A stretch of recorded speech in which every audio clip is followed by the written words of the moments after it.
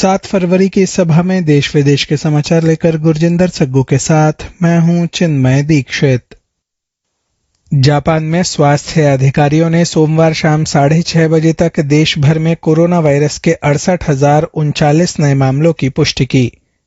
Tokyo महानगर सरकार ने सोमवार को राजधानी में कोरोना वायरस के 12,211 नए मामलों की पुष्टि की। पिछले सप्ताह की तुलना में ये आंकड़ा 460 अधिक है और किसी भी सोमवार के लिए टोक्यो की ये अब तक की सर्वाधिक संख्या है। टोक्यो के अस्पतालों में सोमवार को 55.6% बिस्तर कोरोना वायरस रोगियों से भरे थे। ओसाका में कोरोना वायरस के 8,308 नए मामलों की पुष्टि हुई। जापान के प्रधानमंत्री किशिदा फुमियो ने कहा है कि उन्होंने अपने मंत्रियों को कोरोना वायरस के बूस्टर टीकाकरण की संख्या तुरंत बढ़ाकर 10 लाख टीके प्रतिदिन करने का निर्देश दिया है। किशिदा ने सोमवार को मंत्रियों के साथ बूस्टर टीकाकरण अभियान की गति बढ़ाने के बारे में चर्चा के बाद निचले सदन की बजट समिति बैठक में ये बात कही। किशिदा ने कहा कि उन्होंने स्वास्थ्य मंत्री गोतो शिगेयुकी और अन्य संबद्ध मंत्रियों को इस महीने तक बूस्टर टीकाकरण का लक्ष्य पूर्ण करने के निर्देश दिए हैं। प्रधानमंत्री ने बैठक में कहा कि टीके की तीसरी खुराक कोरोना वायरस के ओमिक्रॉन प्रकार का संक्रमण और गंभीर बीमारी से बचाव के लिए महत्वपूर्ण भूमिका निभाएगी। किशिदा ने अपने मंत्रियों को निर्देशित किया कि वे स्थानीय सरकारों से टीकाकरण के लिए पर्ची वितरण में गति लाने और टीकाकरण केंद्रों की संख्या बढ़ाने का आग्रह करें। व्यापारिक संस्थानों से कार्यस्थल पर ही कर्मचारियों का टीकाकरण करने की योजना से जुड़ने के लिए कहा जाएगा। प्रधानमंत्री ने शिक्षकों, बाल मंदिर विद्यालय के कर्मियों तथा पुलिस और दमकल कर्मचारियों के टीकाकरण को प्राथमिकता देने का आह्वान किया ताकि ये सेवाएं अनवरत जारी रहें। किशिदा ने आपदा सहायता से जुड़े कर्मचारियों से आरंभ कर सरकारी कर्मचारियों की टीकाकरण की योजना का भी उल्लेख किया। उन्होंने टोक्यो और ओसाका में आत्मरक्षा बल द्वारा संचालित विशाल टीकाकरण केंद्रों में टीकों की दैनिक संख्या गत वर्ष के बराबर लाने की इच्छा भी व्यक्त की है। टीकाकरण अभियान की प्रगति की बेहतर निगरानी के लिए किशिदा ने मंत्रियों को निर्देश दिए कि वे नगरपालिकाओं से सरकार की टीकाकरण रिकॉर्ड प्रणाली में जल्द विवरण भरने के लिए कहें। जापान के आत्मरक्षा बल यानी एसडीएफ ने ओसाका में एक विशाल टीकाकरण स्थल पर बूस्टर टीका देना आरंभ कर दिया है। ओसाका के चुओ वार्ड में सोमवार सुबह से ही बूस्टर टीके का आरक्षण ले चुके लोगों का आगमन शुरू हो गया। टोक्यो में भी एक सप्ताह पहले विशाल टीकाकरण केंद्र की शुरुआत हुई थी। 18 वर्ष या उससे अधिक आयु के लोग जिन्हें टीके की दूसरी खुराक लगे हुए लगभग 6 माह बीत चुके हैं, वे बूस्टर टीका लगवाने के पात्र हैं। टीके की तीसरी खुराक लगवाने के लिए उन्हें वार्ड कार्यालय से प्राप्त पर्ची साथ लाना आवश्यक है। ओसाका केंद्र में फिलहाल प्रतिदिन 960 लोगों को मॉडर्ना टीका लगाया जा सकेगा। इस सप्ताह के लिए भी सभी स्थान आरक्षित हो गए हैं। एसडीएफ ने कहा कि 14 फरवरी के उपरांत समय लेने के लिए सोमवार शाम 6 बजे के बाद टीकाकरण की वेबसाइट या फोन पर आरक्षण किया जा सकता है। एसडीएफ द्वारा टीकाकरण अभियान 31 जुलाई तक जारी रहेगा। वैज्ञानिकों के एक समूह ने आशंका व्यक्त की है कि कोरोना वायरस के वर्तमान प्रकार के समान भविष्य में नए नए रोगाणुओं की उत्पत्ति लंबे समय जारी रहने वाले अत्यधिक संक्रामक और प्रबल रोगजनक वायरस प्रकारों का उद्भव कर सकती है। शोध दल में आधुनिक अध्ययन के स्नातक विश्वविद्यालय सोकेनदाई के प्राध्यापक सासाकी आकेरा समेत अन्य शोधकर्ता शामिल हैं। इस समूह ने रोगाणुओं के प्रकार और मानव प्रतिरक्षा तंत्र का विश्लेषण करने के लिए गणितीय कार्य पद्धति का उपयोग किया। मानव द्वारा समुचित रोग प्रतिरोधक क्षमता प्राप्त करने पर वायरस समेत अन्य विषाक्त रोगाणु नष्ट हो जाते हैं, लेकिन लगातार उत्परिवर्तन से ये शरीर की प्रतिरक्षा प्रणाली से बचकर निकल सकते हैं।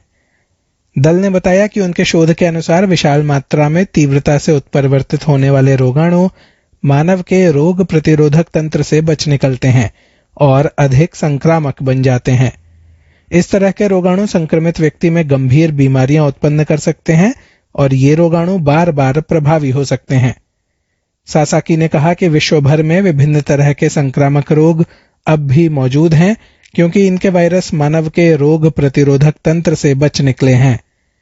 उन्होंने कहा कि सभी तरह के उचित कदम उठाने आवश्यक हैं क्योंकि कोरोना वायरस भी इस तरह का रोगाणु बन सकता है। जापान के उत्तरी शहर साप्पोरो में भारी हिमपात के कारण सार्वजनिक परिवहन व्यवस्था ठप हो गई है। रविवार शाम को 1.2 मीटर से अधिक हिमपात से शहर ढक गया। कर्मचारियों द्वारा रेल की पटरियों से शीघ्रता से बर्फ नहीं हटा सकने के चलते होक्काइडो रेलवे कंपनी ने सोमवार को साप्पोरो स्टेशन पर सभी ट्रेनों का आवागमन रोक दिया। कंपनी ने कहा कि 10 वर्ष में पहली बार स्टेशन से आने जाने वाली सभी ट्रेनों को रोका गया है। न्यू चितोसे हवाई अड्डे को जोड़ने वाली ट्रेन सेवा समेत लगभग 700 ट्रेनों की आवाजाही बाधित है। रेलवे कंपनी ने कहा कि मंगलवार तड़के के लिए भी रेल सेवाएं बाधित रहेंगी। कंपनी ने कहा कि वो नहीं बता सकती कि रेल यातायात दोबारा कब शुरू किया जा सकेगा। वहीं सड़कों के दोनों किनारों पर बर्फ के ढेरों से सड़कें सक्रिय हो गई हैं, जिससे पूरे साप्पोरो में यातायात जाम रहा और बस संचालकों को भी अपनी सेवाएं रोकनी पड़ी।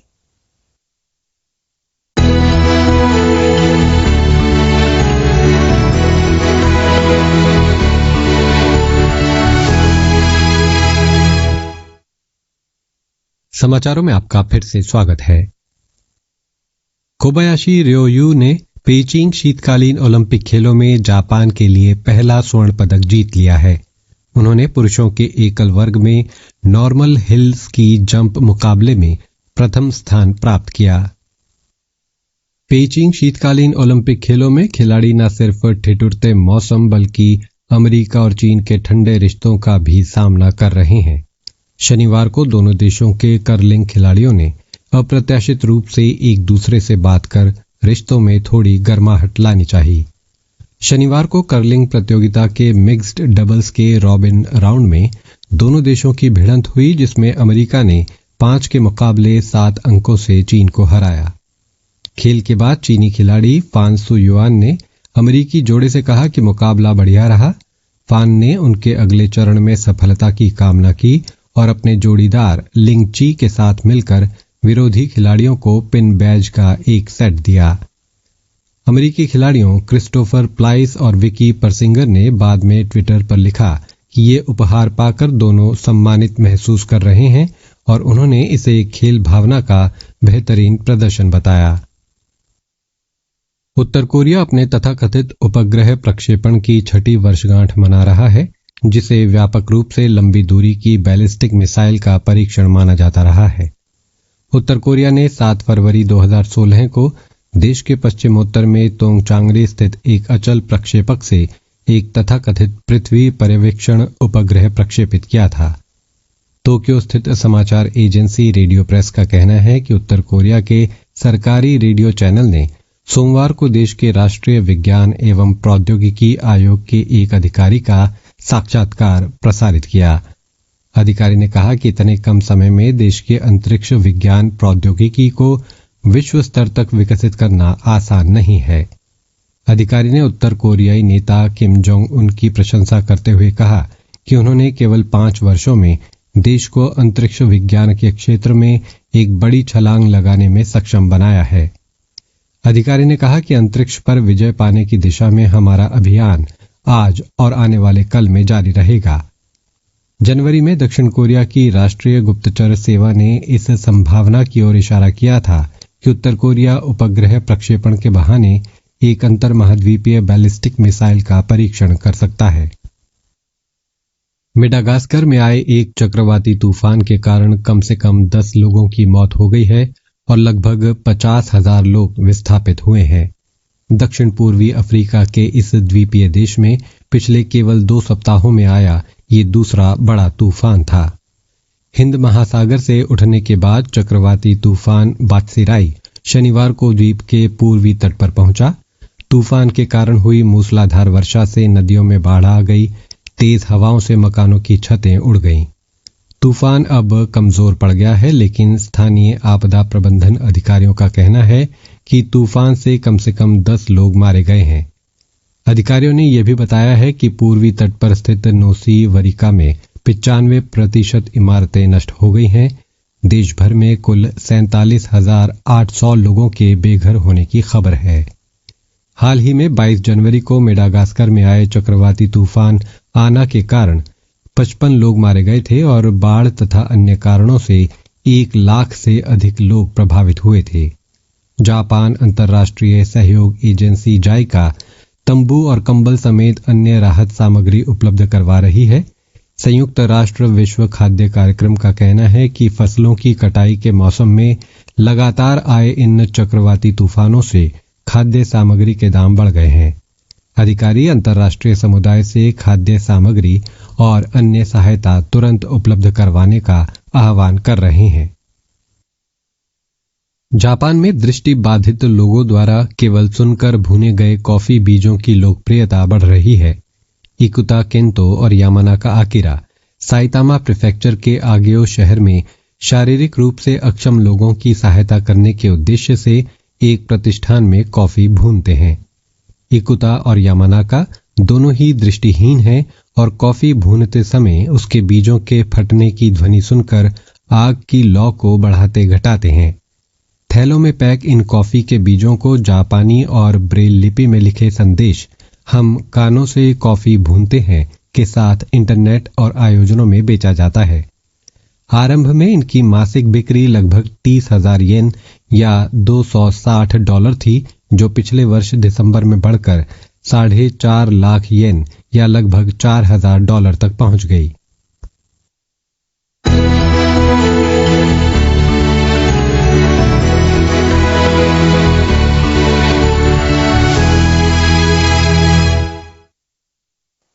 और अब आज के प्रमुख समाचार एक बार फिर। जापान में स्वास्थ्य अधिकारियों ने सोमवार शाम 6:30 बजे तक देश भर में कोरोना वायरस के 68,039 नए मामलों की पुष्टि की। टोक्यो महानगर सरकार ने सोमवार को राजधानी में कोरोना वायरस के 12,211 नए मामलों की पुष्टि की। पिछले सप्ताह की तुलना में ये आंकड़ा 460 अधिक है और किसी भी सोमवार के लिए टोक्यो की ये अब तक की सर्वाधिक संख्या है। टोक्यो के अस्पतालों में सोमवार को 55.6% बिस्तर कोरोना वायरस रोगियों से भरे थे। ओसाका में कोरोना वायरस के 8,308 नए मामलों की पुष्टि हुई। इसी के साथ NHK वर्ल्ड जापान की हिंदी सेवा से समाचारों का ये अंक समाप्त होता है। ये NHK वर्ल्ड जापान है। आप सुन रहे हैं हमारी हिंदी सेवा। भारत में हमारे प्रसारण का आनंद आप ले सकते हैं रात 8 बजे से 15,720 किलोहर्ट्ज पर। दोबारा ये प्रसारण आप रात 9 बजे से 7,565 किलोहर्ट्ज पर सुन सकते हैं और अगली सुबह 6:29 से 6,155 किलोहर्ट्ज पर भी इस पुनर्प्रसारण का आनंद लिया जा सकता है। सुनते रहिए NHK वर्ल्ड जापान।